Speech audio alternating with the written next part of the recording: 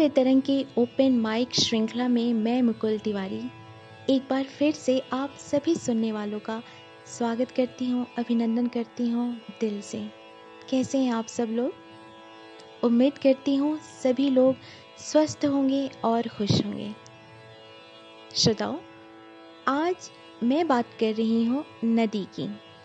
नदी का जिक्र होते ही जो सबसे पहली छवि हमारे दिमाग में आती है वो होती है एठलाती, बल खाती, लहराती, अटखेलियाँ करती हुई वह धारा जो अपने आप में ही गुम कहीं तो बह जा रही है। हालांकि ऐसा हमें लगता है, नदी को पता है कि उसे कहाँ जाना है, किस ओर जाना है और किससे मिलने जाना है। हमें लगता है ना कि नदी बहुत खुश होगी, सबको खुशियाँ बांटने वाली नदी, सबकी प्यास बुझाने वाली नदी, सबको जीवन देने वाली नदी। हम अगर कभी उदास होकर नदी किनारे बैठे हों तो उसकी जो लहरें आती जाती हैं, हम उसमें अपना सारा गम भुला देते हैं, जैसे हम कभी उदास हुए ही नहीं थे। लेकिन कभी आपने सोचा है कि नदी भी खामोश हो सकती है, नदी भी उदास हो सकती है? नहीं सोचा ना? चलिए कोई ना, आज मैं आपको डॉक्टर उषा किरण की लिखी हुई एक ऐसी कविता सुना रही हूँ जिसमें नदी खामोश है, नदी चुपचाप सी है।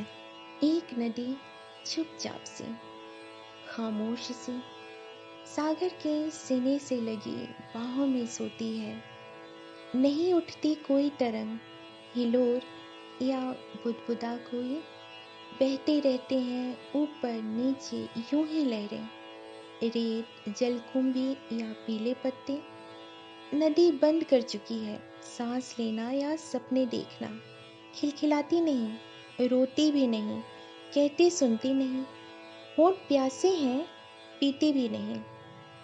सागर खारा है पर थपक देता है उसकी भूख प्यास और थकान को, सहला देता है चोटों को।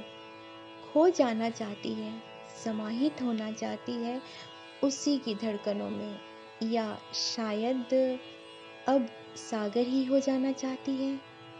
एक नदी चुपचाप सी।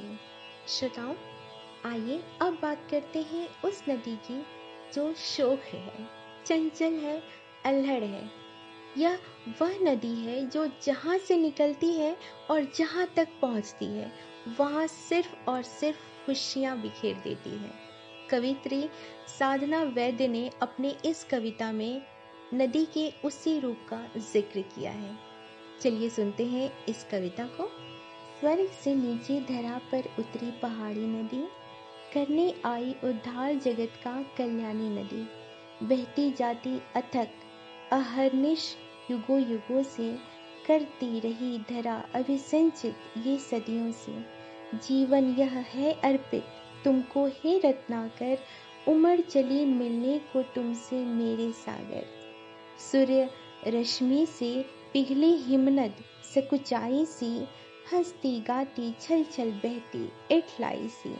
उथली धारा बहती कल कल प्रेम की धनी, उच्च चोटी से झरझर झरती झरना बनी।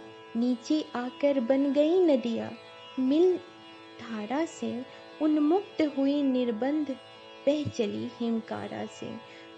बहे बेग से भूमि पर आकर मंथर धारा, मुग्ध हिया में उल्लास जगत का समाया सारा। एक ही साध हो जाऊं समाहित पिया अंग में, रंग जाऊंगी एक लय होकर पिया रंग में। मेरा सागर मधुर या कड़वा, मेरा आलय सुख या दुख, अमृत हो या विष है देवालय। चाहत बस पर्याय प्रणय की मैं बन जाऊं, मिसाल बनूं साजन के रंग में मैं रंग जाऊं। काव्य तरंग के इस अंक से जुड़ने के लिए आप सभी श्रोताओं का दिल से आभार। फिर मिलेंगे यहीं पर कुछ और बातें करने के लिए।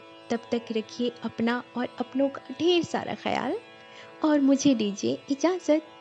नमस्कार।